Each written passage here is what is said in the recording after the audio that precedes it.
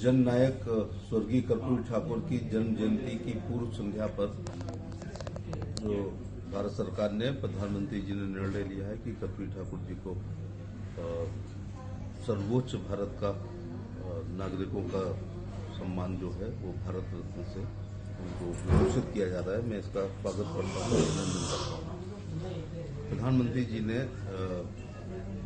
ये एक भारत रत्न में भी अंत्योदय किया है कि अंतिम पीढ़ी पर खड़ी हुई जातियों के जो नेता जो शोषित रहे, पीड़ित रहे, वंचित रहे हैं और अपनी स्वयं की योग्यता से, अपने संघर्ष से देश की राजनीति में और राजनीति से ज्यादा समाज सेवा में जिन्होंने अपना एक नाम स्थापित किया था, उनको भारत रत्न दिया गया है।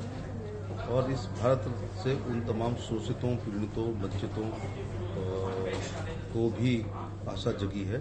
बल्कि प्रधानमंत्री जी ने एक बार पुनः सिंपल सिटी पर मोहर लगा दी है कि ये देश विश्वगुरु बनने जा रहा है। 5 ट्रिलियन इकोनॉमी को छू चुका है, तीसरी नंबर की इकोनॉमी की तरफ अग्रसर है। इसके बावजूद हमारे डीएनए में सिंपल सिटी रहे। कर्पूरी ठाकुर 100% ईमानदार राजनीतिक थे। सविता नाई समाज से वो आते थे, लेकिन उनकी वजह से बड़ी बड़ी जातियों के नेता उनकी वजह से चुनाव जीत करके आते थे, इसीलिए उनको बिहार का मुख्यमंत्री बनाया। सोशल इंजीनियरिंग की जब भी बात होगी इस देश में तो कर्पूरी ठाकुर फार्मूला को सोशल इंजीनियरिंग का, आरक्षण का बेस्ट फार्मूला माना जाता है। उनके द्वारा ही पहले तो सामान्य, बैकवर्ड और दलित कहलाते थे। कर्पूरी ठाकुर जी के ही विचार दृष्टि से दलित, महादलित और पिछड़े, अति पिछड़ा एमबीसी शब्द आया। बल्कि उन्होंने एक समान अकल शकल, कपड़े लत्ते, दुख दर्द वादी जातियों को इकट्ठा कर करके और उनको एक अलग आरक्षण श्रेणी में रखने का प्रयास किया। तो Karpoori Thakur is the best formula for the reservation, specially in OBC.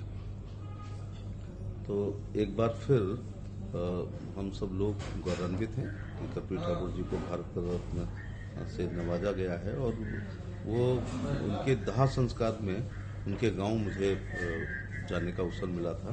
मुख्यमंत्री बनने के बाद उनका घर वैसे ही था, कच्चा मढ़ी थी जिसमें वो रहते थे।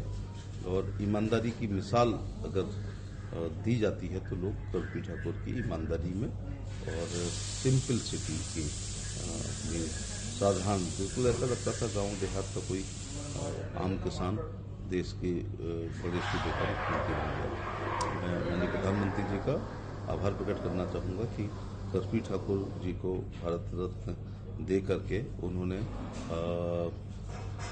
खासतौर से जेपी आंदोलन के पुरोधाओं को और उसके अलावा जो जिन्होंने एक साधारण जात में, कम संख्या वाली जात में पैदा होकर के ही अपने चरित्र से, अपनी मेहनत से बिहार के मुख्यमंत्री बने। और मुख्यमंत्री तो बहुत लोग बने हैं, लेकिन वो खास तौर से पिछड़े वर्ग के लोगों में सर्वग्राही थे। मेरी तरफ से कर्पूरी ठाकुर जी के सभी समर्थकों, प्रशंसकों को, अनुयायियों को बहुत बहुत बधाई।